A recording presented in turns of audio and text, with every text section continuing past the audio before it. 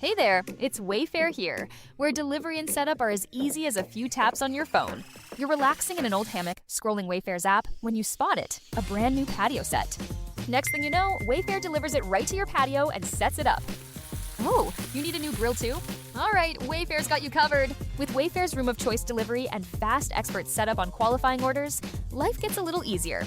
Visit wayfair.com or the Wayfair app. Wayfair, every style, every home. Looking for music that lifts your spirit and fills your heart? Experience the powerful sound of the Tabernacle Choir at Temple Square. Now streaming on all your favorite music platforms. Find the Tabernacle Choir on Spotify, Apple Music, YouTube, Amazon Music, and Pandora. Let the music of the Tabernacle Choir at Temple Square inspire you today and every day. Whether you're at home, in the car, or on the go, enjoy the beauty of their world-renowned sound anytime. The Tabernacle Choir at Temple Square, streaming now. Just doing it big, you know? Your home for the best sports radio for your afternoon drive is right here. This is Jake Scott and Ben Anderson on 97.5, the KSL Sports Zone.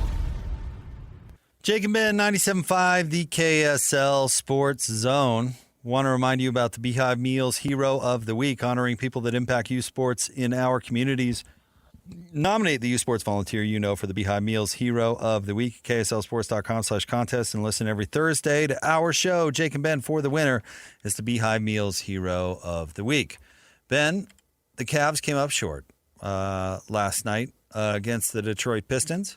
Donovan Mitchell, familiar around here, not a great game. Did lead his team in scoring with 23 points, but he was 9 of 19 from the field. He was 4 of 10 from three, only went to the line 2 times, which is relevant. He was a -7 on the night as Cleveland came up short, and Donovan did not play well in the fourth quarter in particular. And traditionally has not. No, it's not his thing. But he did take to the microphones after the game and gave us a great soundbite. Are you ready? Let's go for it. The free throw disparity is not why we lost tonight. I want to make sure I say that, but I don't know. I'm trying to get downhill, and a friend of mine got fined for talking about flop, so I'm not going to try to double down, but I mean, like, I feel like that's what I got to do at this point. You know what I mean? Like, I'm trying to get downhill, trying to get to the bucket, and sometimes people are in my way, and I'm trying to fight through contact, and I'm not getting these calls. You said I had, like 13 in the last series, like 16? I mean, I'm just not getting the calls. I don't know why. I don't flop. Maybe that's why. And this isn't just a tonight thing. This has been the entire series, and it's frustrating a little bit, but because I'm such a dynamic driver, but I can't control that. So if I'm not going to call for me, I got to find a way to finish through that. But you know me, I'm never one to sit here and complain, and that's not why we lost the game tonight or whatever. But at some point in time, I feel like me getting to the basket's got to relate to something. You know what I'm saying? So we'll see. This is Janis Joplin. I love Janis. Crying about the officials is song's called "Cry Baby," by the way, becoming a thing. The dynamic driver, is that what he said? Yeah, I'm such a dynamic driver. He did. He did applaud himself for how good he is. Look, this is what I love about what the Pistons are doing. You get really physical. The refs aren't going to call everything. That's been a strategy for a very long time. That was Jerry Sloan's thing. Is it Nolan Richardson? Who was it who did 48 minutes of hell or 40 minutes Arkansas? of hell?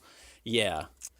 Well, Jerry's whole thing was, he led the league in fouls every year. The Jazz led the league in fouls because he said you can't call everything. Yeah. Nolan Richardson, yeah. So they've done that, and clearly the Cavaliers don't know how to adjust, and Donovan Mitchell doesn't know how to adjust, and that is the value of having guys who are 6'6" versus 6'2" or 6'3", whatever Donovan's official measurement is, and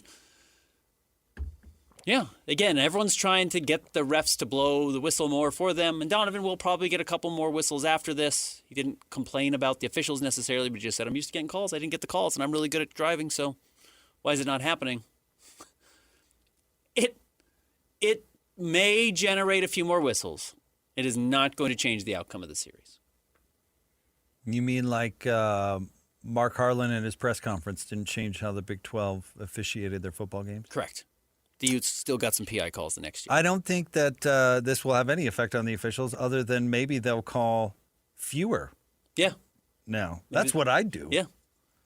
No, but I take it to heart. I think a lot of it is deflection, in all honesty. Because Tim was telling me, and I didn't get a chance to hear it. He was giving a breakdown about how Donovan's wrong.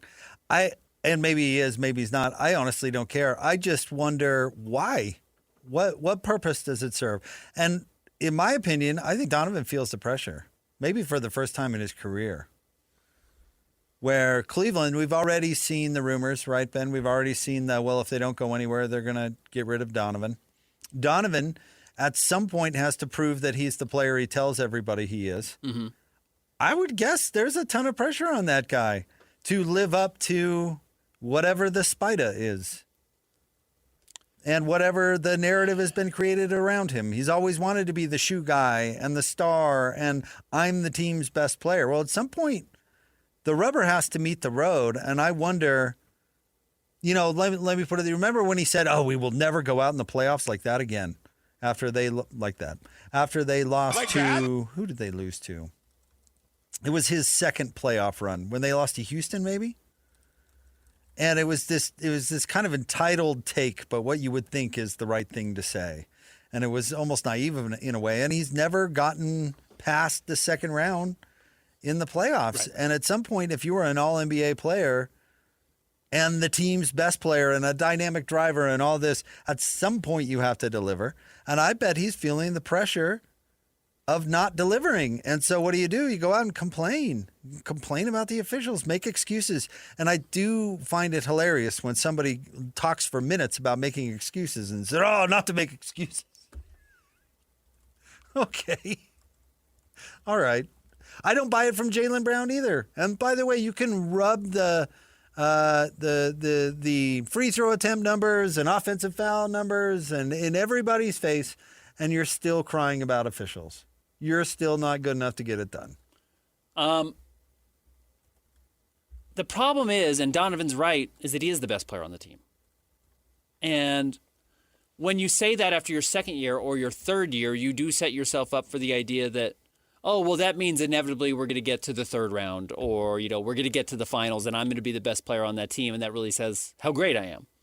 I'm laying out right now what I expect for myself and building out this legacy for myself. Yes, the problem is if over and over, and we've seen this with a lot of players historically, and I'll bring up a couple of comps here in a moment, when you say you're the best player on the team and then you can only get to the second round of the playoffs, that ends up becoming a negative for your legacy. Most notably, T-Mac was the guy who never could get to the conference finals. Remember the Jazz beat him when he was a member of the Rockets. He never got there as a member of the Orlando Magic. Or the Raptors. Or the Raptors, and he was knocked for that. Chris Paul was really knocked for it until Chris Paul finally broke through and got to the conference finals, and finally the finals with the Suns. But Chris Paul was always viewed as maybe not a playoff choker, but for whatever reason his teams didn't win, and that became his reputation, not a why is the team around him not playing better. He keeps telling us he's the best player on the team, and they don't get anywhere. What's wrong there?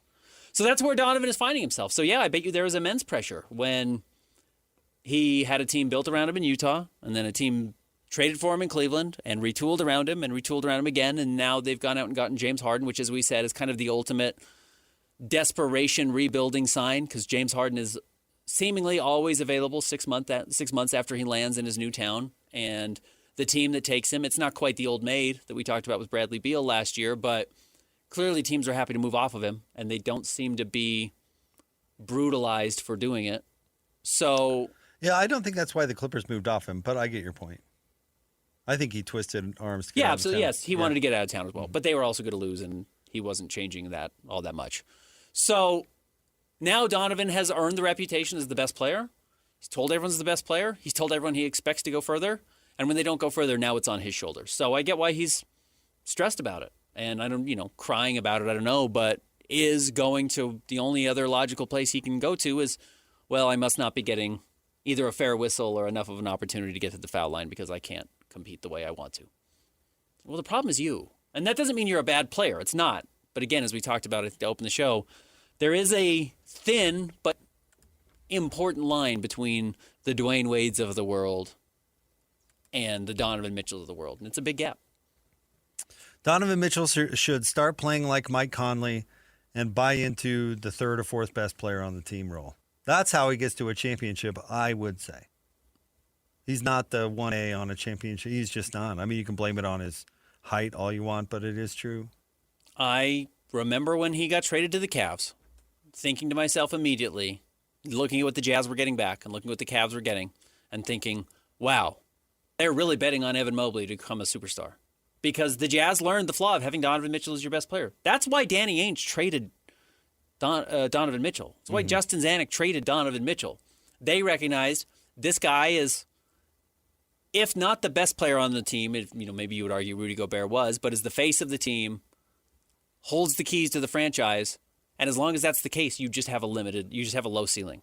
It's a good ceiling. Making the playoffs is cool, but I think Ryan Smith wants to win a title. I think Danny Ainge wants to win a title. I know Justin Zanuck wants to win a title, and now I know Austin Ainge wants to win a title. And they haven't told me this, but I think it's clear by their actions that they didn't believe you could with Donovan Mitchell as your guy. Donovan Mitchell as a max guy. Yes. Because the problem is he's paid like the number one. Yeah, exactly. Yeah, if Donovan Mitchell is your third best player, right, and you have a way to get two players better than he is, keep him. The Jazz didn't have a way to get the lottery picks they needed to get a player better than Donovan Mitchell or the trade assets required to get a player better than Donovan Mitchell.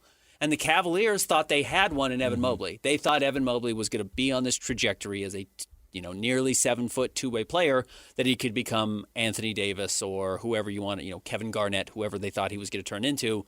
And then Donovan rightfully slots into 1B or 2 or whatever you want to call his position on the team. And then you've got a real championship roster.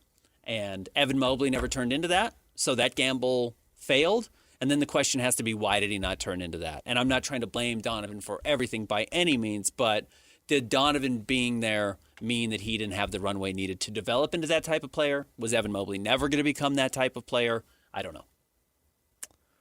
But that's the flaw with their team. That's why they are capped at the exact same spot the Jazz are capped. And I don't think they regret making the Donovan Mitchell trade. But you're saying Donovan wouldn't let Rudy be the best player on the team. Correct. So you think he's going to let Evan Mobley be the best player on the team? I don't know. No, but right. No, that's what I was alluding to, and I probably could have been more specific. But yes, you could have thought Rudy Gobert was the best player on the team. It didn't matter as long as Donovan was here. Donovan was going to be the best player on the team. He was going to be the one telling you that he was the best player on the team, and like you said, the face. And when is he going to go to Cleveland and say, "Oh, this is Evan Mobley's back"? I doubt it. I'm a backseat guy. No, I don't think so. No, he's never done that. No. So and then chased out Darius Garland and re-signed a max deal. So you got to put up or shut up.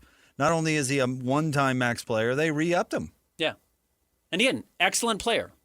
Probably not a legit number one on a championship team, and that's where you get, to being a top 10 player in the NBA, top 5 player in the NBA. And again, it's a thin line between the 12th and the 15th and the top 5. It's not as big as I think a lot of people would indicate, but the results do bear out on the floor. Also, if you're a top guy, you can't get taken out of a series by a good defender, which has happened to Donovan Mitchell repeatedly in the playoffs, and is going to happen again with Osar Thompson. Yeah, and, it's one win. They were close in this game. There were some flaws that they can obviously clean up. James Harden had 7 turnovers here, so they can get through. But I just don't think they're a finals team.